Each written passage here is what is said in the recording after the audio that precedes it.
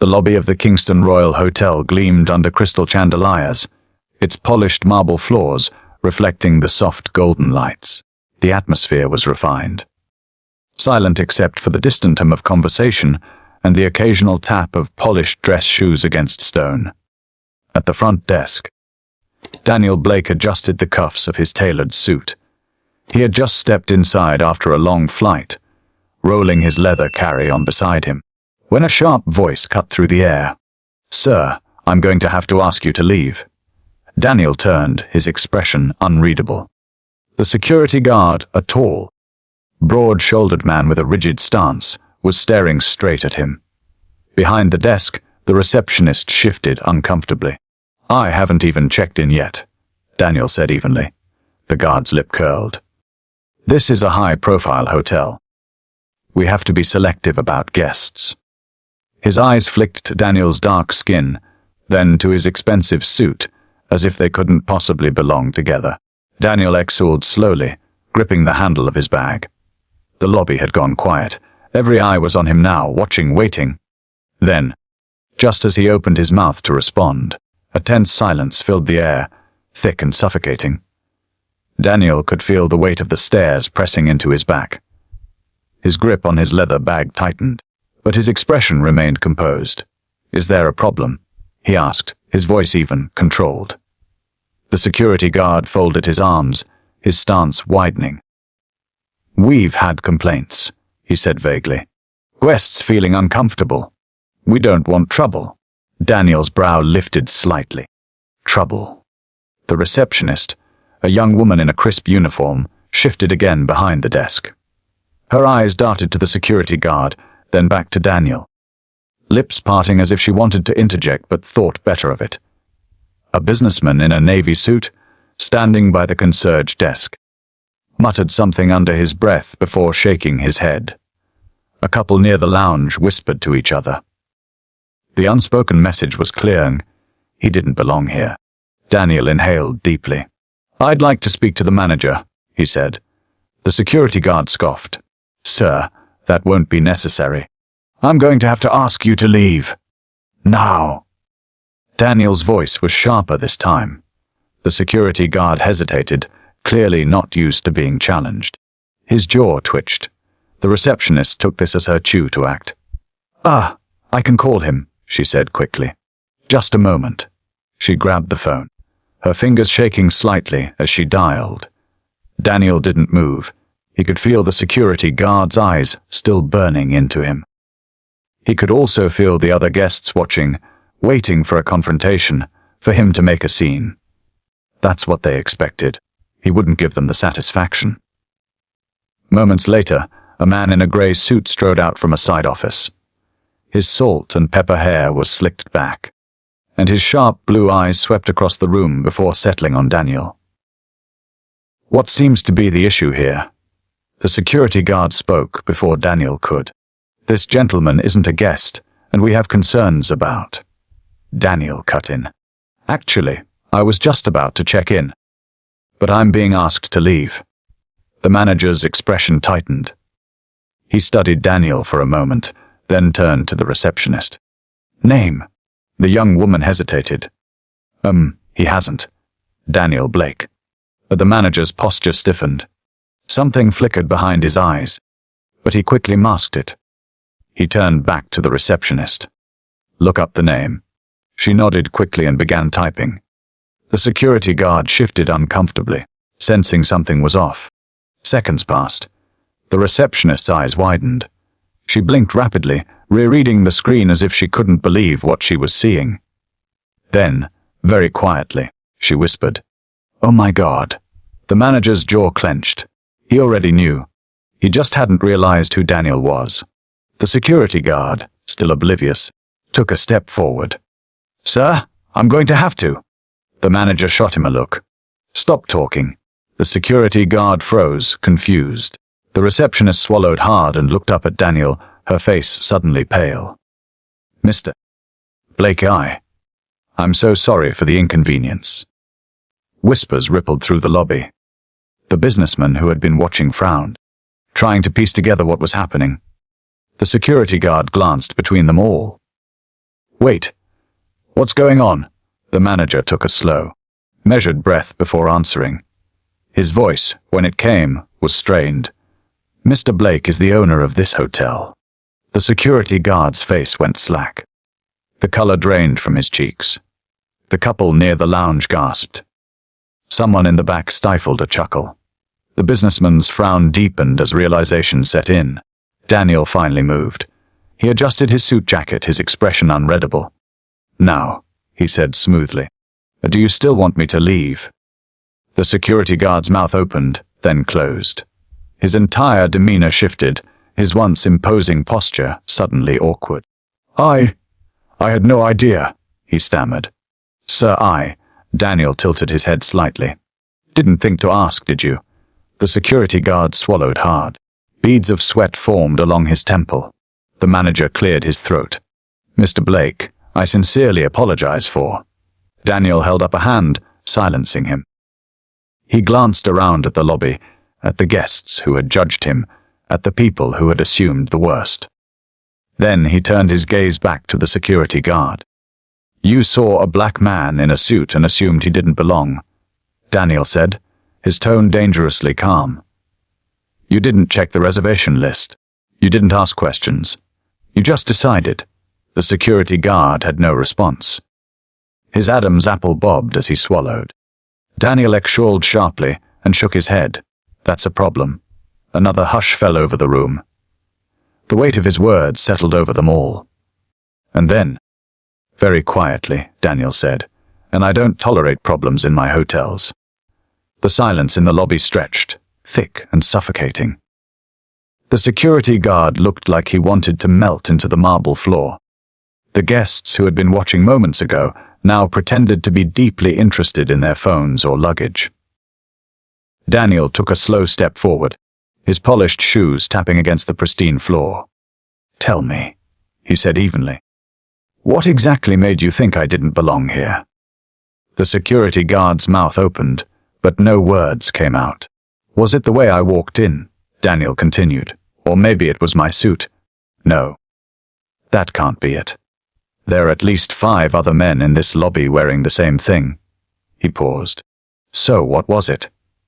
The security guard finally found his voice, though it was weaker now. I just thought that I wasn't supposed to be here. Daniel finished for him.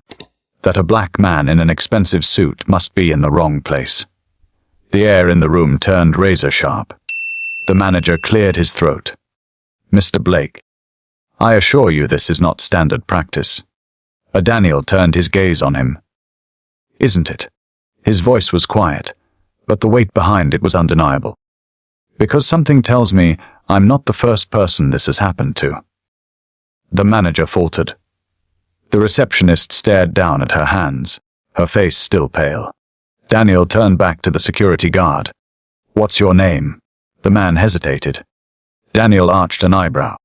I assume you had no problem checking my credentials before deciding I wasn't welcome. Surely I should know who I'm speaking to. The guard swallowed hard. Eric, he finally muttered. Daniel nodded. Well, Eric, he said smoothly, I want you to take a good look around this lobby. Do you see the way people are staring at you right now? The way they're whispering? Eric shifted uncomfortably. He did see. He saw the way guests looked at him now. Not with authority, but with judgment, the same way he had looked at Daniel minutes ago. Daniel leaned in slightly. Humiliating, isn't it? Eric flinched. I own 37 luxury hotels across the country. Daniel continued, his voice quiet but firm. This is one of them. Which means you work for me. He let that hang in the air for a second. And yet, instead of ensuring this hotel provides the highest level of service, you made an assumption. You embarrassed me in my establishment. And for what?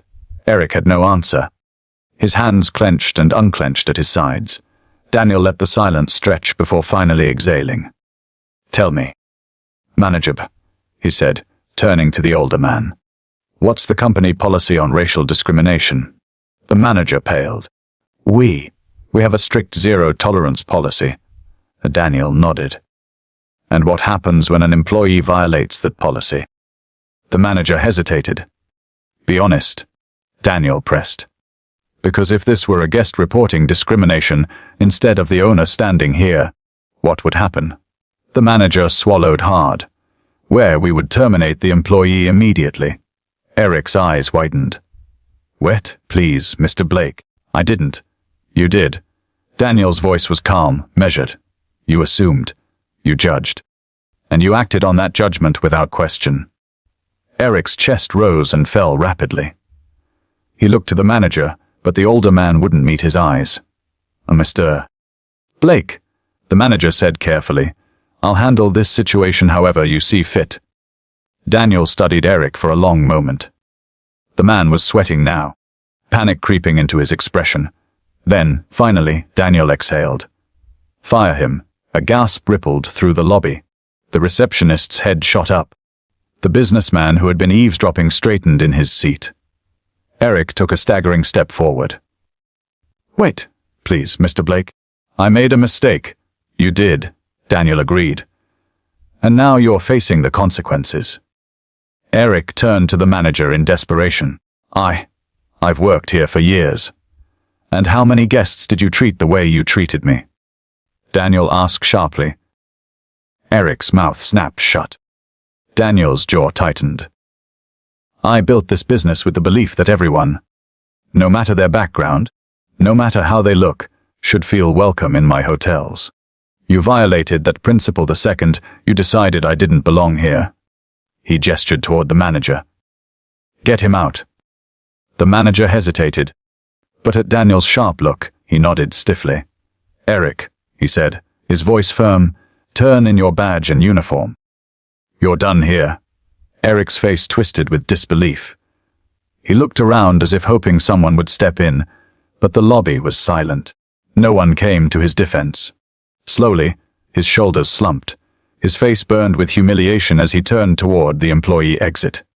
Daniel watched him go, expression unreadable. Once the door closed behind Eric, the tension in the room finally broke. The receptionist let out a shaky breath. The manager straightened. Mr. Blake, I want to personally apologize. Daniel held up a hand. Don't apologize. His voice was sharp, cutting. Fix it. The manager nodded quickly. Daniel turned his gaze toward the guests still watching. For those of you who assumed I was in the wrong just now, he said, his tone casual but razor sharp. I hope you'll think twice next time before making the same mistake. A few people shifted uncomfortably. Daniel looked back at the receptionist. Now, if you'd be so kind, he said smoothly, I'd like my room key. She nearly tripped over herself to grab it. Yes, sir. Right away. Seconds later, the key card was in Daniel's hand. He offered her a nod of thanks before rolling his bag toward the elevators. As he stepped inside, he caught his reflection in the gleaming gold doors. He didn't look angry. He didn't look shaken. He just looked in control. And when the doors slid shut behind him, the hush in the lobby remained. The elevator ride to the penthouse suite was smooth, but Daniel's mind remained sharp, turning over the events of the past 15 minutes. This wasn't the first time he had been underestimated, and it wouldn't be the last. But there was a difference now. This was his domain. When the doors slid open, a hotel executive was already waiting. Mr. Blake, she greeted, her voice clipped but professional. She was a middle-aged woman with neatly styled hair and a tailored navy suit. I came as soon as I heard there was an incident. Daniel stepped out, his gaze unwavering. Incident is one way to put it. She cleared her throat. I just spoke with the manager. I want to personally assure you that we are taking this matter very seriously. Daniel set his bag down. Are you? The woman hesitated. Of course. That's why I wanted to. I fired Eric myself. Daniel cut in smoothly. I didn't wait for an investigation. I didn't call for a meeting. I made a decision. He took a slow step forward, his presence filling the space. And you know why? She swallowed. Because it was the right call. Daniel tilted his head. Because it was my call. And if I hadn't been here, if I hadn't had the power I do, you wouldn't even be standing in front of me right now." Her breath hitched. Daniel let the silence stretch before speaking again. "How many others have been treated like this in my hotels?" The woman's lips parted, but no answer came. Daniel's voice remained calm, but there was an edge beneath it. How many walked in, dressed well, spoke politely, held themselves with dignity, and were still seen as a threat? How many times did security remove someone just because they looked like me? She had no answer. Daniel exhaled slowly. "You've worked in this company for years. You've sat in meetings with me. You've heard me talk about inclusivity, about standards." His gaze was sharp. "Tell me, did you believe me?" Her face flinched, but she recovered quickly. "Mr. Blake, I assure you, our policies—" "I don't care about policies," Daniel interrupted. "I care about results." A flicker of discomfort crossed her face. Daniel took a seat on the edge of the sleek, glass coffee table in the penthouse lounge. "The real question isn't about Eric," he continued. "It's about the culture you've allowed to fester here." He gestured around him. "Luxury doesn't mean a damn thing if discrimination is the standard." She straightened. "I understand your frustration." Daniel's laugh was short, humorless. "No," he said quietly. "You don't." Her face paled. Daniel leaned forward. "But you will." She stiffened. "Sia." Daniel picked up his phone and scrolled through his contacts. "Starting tomorrow, I want a full-scale audit of every hotel in my chain," he said, voice smooth but firm. "I want every employee, from management to janitorial staff, reviewed for racial bias complaints. Any pattern of misconduct. They're gone." Her breath quickened. "Mr. Blake, if we do that—" "If—" Daniel raised an eyebrow. She swallowed. I mean, of course we'll do it. But it could cause a major shake-up." Daniel smiled coldly. "Good." She blinked. Daniel stood, adjusting the cuffs of his jacket. "Luxury isn't just about thread counts and imported marble," he said. "It's about excellence. And excellence doesn't tolerate ignorance." She nodded stiffly, finally understanding that this wasn't a conversation. This was a directive. Daniel glanced at his watch. "Anything else?" She straightened. "I'll see to it personally." Daniel nodded. "Good." She turned to leave, but just as she reached the door, he spoke again. "Oh, and one more thing." She froze. "When I check out of this hotel," Daniel said, "I want a full report on my desk. Every incident, every complaint, and every single solution you plan to implement." His gaze was unwavering. "I'll decide if you still belong in my company after that." Her breath hitched, but she nodded and hurried out. As the door clicked shut, Daniel exhaled, his jaw tight. This wasn't just about one security guard. This was bigger. And starting tomorrow, everything will change. The next morning, Daniel descended to the lobby with an air of quiet authority. The space that had once held murmured whispers and judgmental stares now buzzed with restrained tension. Employees straightened as he passed. Some guests looked away. Others studied him with curiosity, as if realizing, too late, who they had misjudged. At the reception desk, the young woman from the previous night stood rigid, her hands folded neatly in front of her. The moment she saw him, her face burned with embarrassment. "Good morning, Mr. Blake," she said, her voice barely above a whisper. Daniel met her gaze. "Good morning," she swallowed. I wanted to apologize. Learn from it."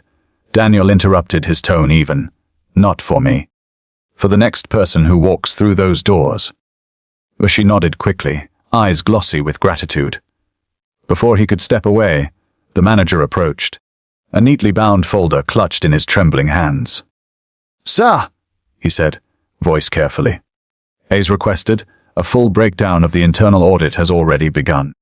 Several complaints have surfaced." He hesitated. "You were right to push for this." Daniel took the folder, flipping it open briefly before shutting it. "I usually am." The manager straightened. "We'll fix this." Daniel's eyes sharpened. "You'll fix it, The manager nodded, satisfied.